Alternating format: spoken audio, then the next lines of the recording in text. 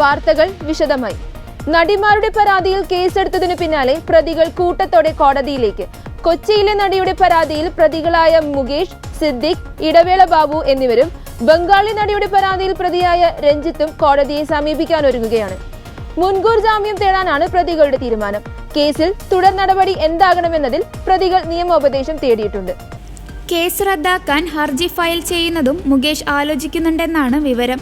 Case റദ്ദാക്കുന്നതിലെ പ്രായോഗിക ബുദ്ധിമുട്ട് അഭിഭാഷകർ അറിയിച്ച സാഹചര്യത്തിലാണ് മുൻകൂർ ജാമ്യാപേക്ഷയും നൽകുന്നത്.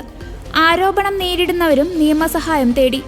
മരട് സ്വദേശിയായ നടിയുടെ പരാതിയിൽ 7 കേസുകളാണ് പോലീസ് രജിസ്റ്റർ ചെയ്തത്. മുകേഷ്, ഇടവേള ബാബു, ജയസൂര്യ, മണിയൻപിള്ള രാജു, കോൺഗ്രസ് നേതാവ് advocate VS Chandrasekharan, casting director Vichu, production controller Noble എന്നിവർക്കെതിരെയാണ് കേസെടുത്തത്. 7 പേർക്കെതിരെയും പീഡന പരാതി ഉന്നയിച്ച നടിയുടെ രഹസ്യമൊഴി അന്വേഷണ സംഘം രേഖപ്പെടുത്തും. അടുത്ത ദിവസം കോടതിയിൽ ഇതിനായി അപേക്ഷ നൽകും. നിലവിൽ 7 പേർക്കെതിരെയും വ്യത്യസ്ത പോലീസ് സ്റ്റേഷനുകളിലാണ് കേസെടുത്തത്. ഇതെല്ലാം ഒരൊറ്റ 164 സ്റ്റേറ്റ്മെന്റ് എടുക്കാനാണ് ആലോചന. ബംഗാളി നടിയുടെ പരാതിയിലാണ് സംവിധായകൻ രഞ്ജിത്തിനെതിരെ ലൈംഗികാതിക്രമ പരാതി നൽകിയത്. നടൻ സിദ്ദിഖിനെതിരെ യുവനടിയുടെ പരാതിയിലാണ് ബലാത്സംഗത്തിന് കേസെടുത്തത്. യുവനടിയിൽ മൊഴി രേഖപ്പെടുത്തിയ പ്രത്യേക സംഘം കോടതി വഴിയും രഹസ്യമൊഴിയെടുക്കും.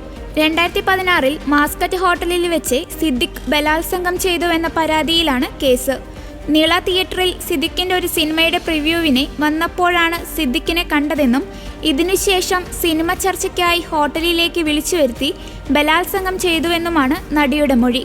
അതേസമയം നടിയുടെ ലൈംഗിക പീഡന പരാതിയുടെ പശ്ചാത്തലത്തിൽ പ്രതിഷേധം കനത്തിട്ടും മുകേഷ് MLA സ്ഥാനം രാജിവെക്കേണ്ടെന്ന തീരുമാനത്തിൽ CPM അവൈലബിൾ സെക്രട്ടേറിയറ്റ് യോഗത്തിൽ നിലവിൽ MLA സ്ഥാനത്തുനിന്ന് രാജിവേണ്ടെന്നാണ് നിലപാട്.